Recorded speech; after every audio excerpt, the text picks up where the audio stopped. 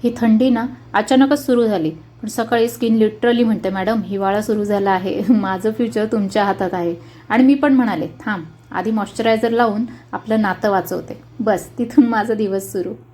तर hi hello good morning, कसे आहात तुम्ही सर्व? आय होप तुम्ही सुद्धा मस्त मजेत असाल. So welcome back to our home, म्हणजेच स्वागत आहे तुमच्या आपल्या घराचा यूट्यूब चॅनलमध्ये. आज सकाळी फ्रेश झाल्यानंतर चेहरा एकदम टणक झाल्यासारखं फील येत होता. हे थंडीचे साईड इफेक्ट्स, दुसरं काय. स्किन सुद्धा माझ्याकडे डोळे वटारून पाहत होती.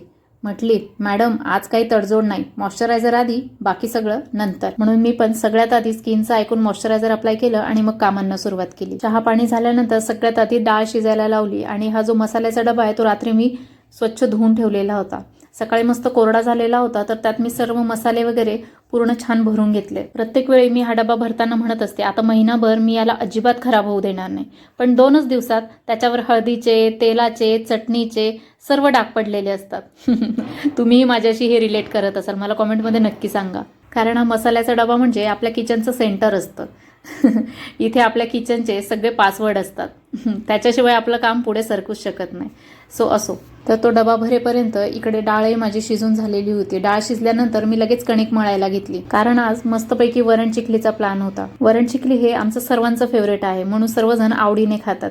तर हे बघा, इथे मी पाऊच कसं कापलेलं आहे ते तुम्हाला दाखवत होते. जे आपण पाऊचेस वगैरे कापतो, प्लास्टिकच्या पिशव्या कापतो, तर ते जे तुकडे उरलेले असतात ते मी वेगळे पडू देत नाही, त्या पिशवीलाच लावलेले राहू देते, जेणेकरून तो कचरा जो आहे तो बारीक बारीक तुकड्यांमध्ये डिव्हाइड होणार नाही. म्हणजे जे कचरा उचलणारे वगैरे असतात ते मोठे मोठे कचरा उचलतात, पण छोटा तुकडा जो असेल प्लास्टिकचा तो ते उचलत नाही. म्हणून मग ते कचरा तसाच जमिनीवर राहतो, तो रियूज होत नाही. म्हणून कधीही कापताना तो तुकडा वेगळा पडू द्यायचा नाही, तर तो त्या पाऊचलाच लावलेला राहू द्यायचा, जेणेकरून कचरा कमी होईल. तर इथे माझी डाळ शिजून झालेली होती आणि ते काम करता करता मी इकडे गहू ओले करून तेही वाळायला ठेवले होते, कारण मला मेथीचे लाडू बनवायचे होते. आणि आज अहो घरी असल्याचा मी फायदा घेतला, त्यांच्याकडून 1 किलो खोबरं मी किसून घेतलं होतं. तर इथे डाळ थंड झाल्यानंतर मस्तपैकी वरणाला फोडणी दिली आणि फोडणी दिल्यानंतर ते जे कणिक मळलेली होती त्याचे गोळे करून पोळीसारखं लाटून घेतले आणि छोटे छोटे चौकोनी शेपमध्ये ते कापून त्या उकळत्या वरणामध्ये मी टाकले. तर अशा पद्धतीने मी वरण चिकल्या करत असते. बरेच जण याला काहीतरी वरणफळी काहीतरी वेगळं नावाने इकडे बोललं जातं, पण आमच्याकडे खानदेशात याला वरण चिकलीच म्हणतात. मला वाटतं मॉइश्चरायझर म्हणजे हिवाळ्यातील ऑक्सिजन. नाही दिलं स्किनला तर स्किन बेशुद्ध पडते. कारण लिटरली सकाळपासून चेहऱ्यावर एवढा त्रास होत होता, खूप ओढला जात होता. मॉइश्चरायझर लावलं आणि स्किन आता एकदम सॉफ्ट झाली आहे. आणि सगळ्यात आधी थंडीचा बळी तर नाक असतो आणि त्यानंतर मग तोंड. सगळ्यात आधी नाकाच्या आजूबाजूला, नंतर तोंडाच्या आजूबाजूला पॅचेस पडायला सुरुवात होते. मी स्वयंपाक करते तोपर्यंत स्मिरा पण तिकडे छान खेळत होती. आज तिने दूधही छान पटकन पिऊन घेतलं आणि नंतर तिच्या टॉयजमध्ये ती गायब झाली होती. तिच्याकडे बघून असं वाटत होतं की आज दिवस एकदम स्मूथ जाणार आहे. कारण स्मिराच्या मूडवर आमचं पूर्ण कंप्लीट घराचं म्हणजे टाइम टेबल चालत असतो. कारण तिने त्रास दिला तर जेवणही उशिरा होतं आणि सगळे कामही उशिरा होतात. अहो आणि सृजन घरी असले की ते जरा कमी त्रास देते, नाहीतर रोज ती मला खूप त्रास देते. कारण तिला सतत कुणीतरी खेळायला हवं असतं. मग दिवसभर फक्त मी तिच्यासोबत असते, त्यामुळे तिला कंटिन्यू मीच हवी असते. तर आज अहो आणि सृजन घरी असल्यामुळे माझा जरा स्वयंपाकही पटकन झाला आणि जेवणही झाले. तर जेवण वगैरे झाल्यानंतर स्मिरा झोपली आणि मी लगेच पार्लरला गेले. आज 2 बुकिंग्स होत्या. जेवणानंतर तर खूपच झोप येत होती, पण झोप बाजूला ठेवून मी पार्लरकडे पटकन निघाले. कारण दुपारी झोपलं की मग रात्री लवकर झोप येत नाही आणि मग पुन्हा सकाळी उठायला त्रास होतो. तर क्लायंटला यायला थोडा वेळ होता, म्हणून तोपर्यंत मी पटकन वॅक्स गरम करायला लावले आणि दोघं क्लायंट झाल्यानंतर छानपैकी मस्तपैकी गप्पा केल्या, गॉसिप झाले आणि मग मी घरी परत आले. पार्लरमध्ये बसलं की मला नेहमी फील होतं ही माझी जागा आहे. घरकाम कितीही असू दे, इथे आलं की माइंड मात्र रिसेट होतो. घरी आले तर प्रेडिक्ट केल्याप्रमाणे भांडी मला बघत होती. मी चहाचा कप घेतला आणि त्यांना म्हटलं, जरा मलाही रिलॅक्स होऊ द्या आणि तुम्हीही जरा वेळ रिलॅक्स करा. मस्त गरमागरम चहा घेतला आणि म्हटलं आता मस्तपैकी काहीतरी शॉर्टकट स्वयंपाक करूया. तेवढ्यात आहो म्हणाले की बिर्याणी करूया. मग काय, मी भांडी घासायला सुरुवात केली. भांडी घासली की किचन एकदम इन्स्टंट पॉझिटिव्ह झाल्यासारखं वाटतं. माझे भांडे कंप्लीट होत नाही तोपर्यंत अहो चिकन घेऊन येऊन गेले आणि मग मी भांडे कंप्लीट झाले माझे वॉश करून ते लगेच मी जागच्या जागी लावले आणि किचन काउंटरटॉप पूर्ण क्लीन करून घेतला. आणि जे चिकन आणलेलं होतं ते वॉश करून लगेच मॅरिनेशनला लावलं आणि त्यानंतर मसाला तयार करायला घेतला. आता तुम्हाला वाटत असेल चिकन बिर्याणी बनवायची आहे म्हणजे मी पूर्ण ते कांद्याची करप वगैरे सगळं तामझाम करेल तर नाही. मी एवढं तामझाम करत नाही. जसं आपण सिंपल खिचडी करतो त्याप्रमाणे मी बिर्याणी बनवत असते.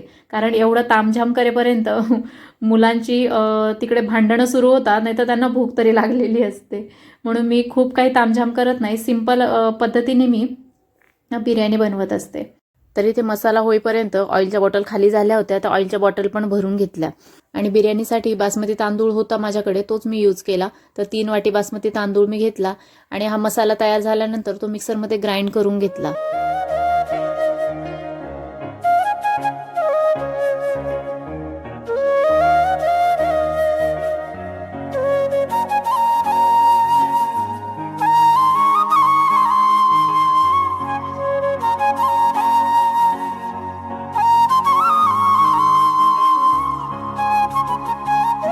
मसाला ग्राइंड झाल्यानंतर कुकर गरम केला, तेल टाकून त्याच्यात जिरं मोहरीची फोडणी दिली आणि मसाला छान परतून घेतला.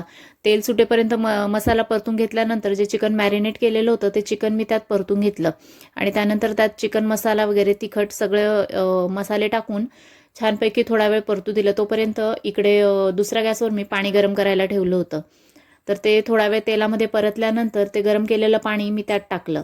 त्याला उकळी येईपर्यंत इकडे मी तांदूळ वॉश करून घेतला आणि उकळी आल्यानंतर ते तांदूळ टाकून दिले. चवीपुरता मीठ टाकलं आणि 3 शिट्ट्या घेऊन बिर्याणी शिजवून घेतली. अशा प्रकारे मी शॉर्टकट बिर्याणी तयार करत असते.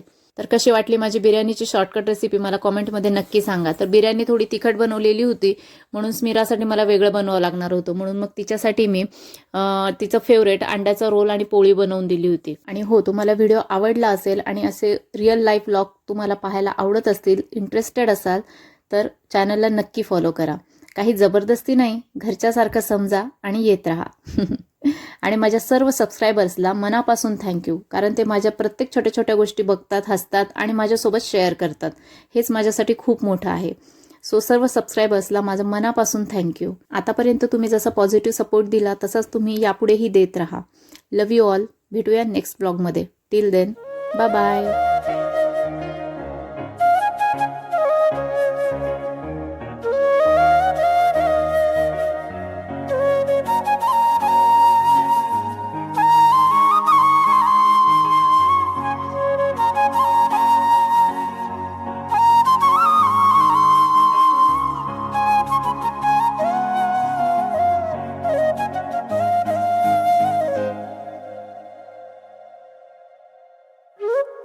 Thank you.